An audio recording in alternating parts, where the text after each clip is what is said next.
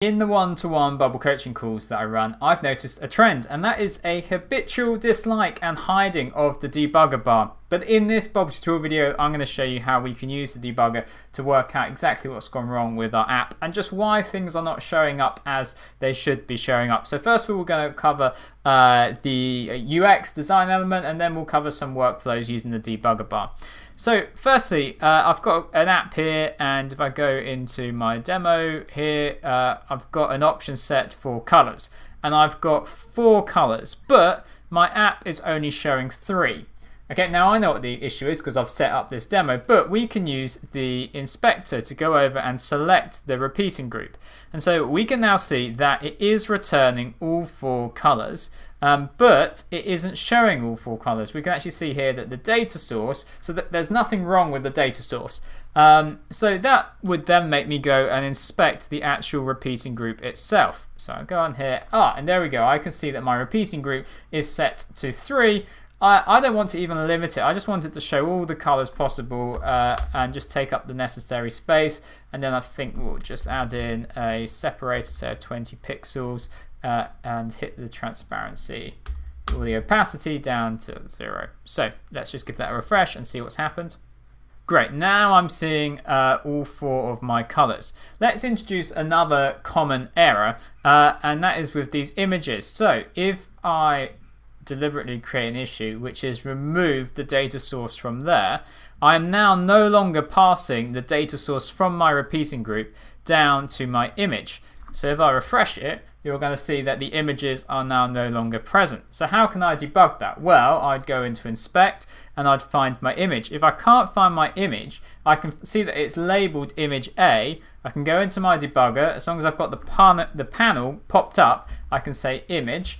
Okay, and now I actually have 4 image A's because there's 4 different products, but I can select the first one, and I can now see that the data source is empty. But the data source is coming from the parent group's product. So first of all, there is no image there. Maybe it's just the product that is missing an image. But I can now, by clicking through, see that actually nothing is being passed into the parent group. And of course, we know why that happens because I introduced the error, which is I'm not passing it down.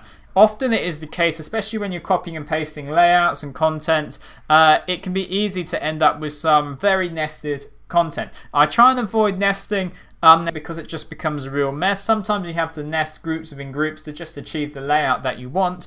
So imagine like this was nested many groups in. If there was a single break in this kind of parent-child in the element tree, it's going to cause a problem. So to debug it, I can go from here and say parent group's product image, check that its parent group has got a product, and that is indeed inheriting it from the repeating group here. Let's now move on to workflows. And I do believe that this demo has got a workflow set up. Okay, so I'm doing something filtering based. Obviously I did this in a previous video. You can check that out on our website or our YouTube channel. But I'm doing something with filtering products. Let's just check that this is still working as intended. So I'm going to refresh here. There my images are back and filter into white. Okay, but I can't uncheck it. Fine.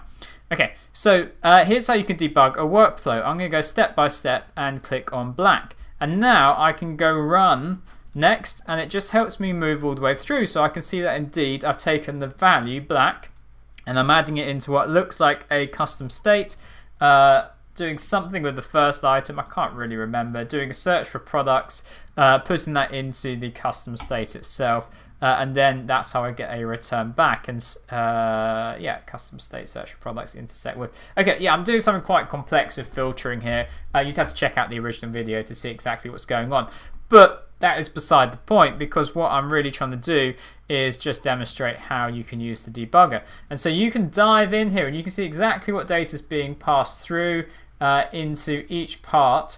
And so this can be very common if you've got privacy rules set up and data's not coming through. You can check what's coming through here, and actually it will give you a warning to say that some privacy rules may be restricting data actually arriving client side in your user's browser your browser as you're testing it. One final point with using the debugger is that workflows in Bubble don't necessarily run in a linear fashion. Although we click run next, and it allows us to see the data used at each step, you shouldn't just assume that Bubble is holding back. So if we are looking at step 2, we shouldn't just assume that Bubble is holding back from running step 3 and step 4, especially if you're using like an external API. You may actually find that it's running that before you get to it, and indeed displaying content on the page before you've actually run that step. So it's more of a source of visual clues for what data is going where, but don't rely on it to hold up a workflow as you go through and test it.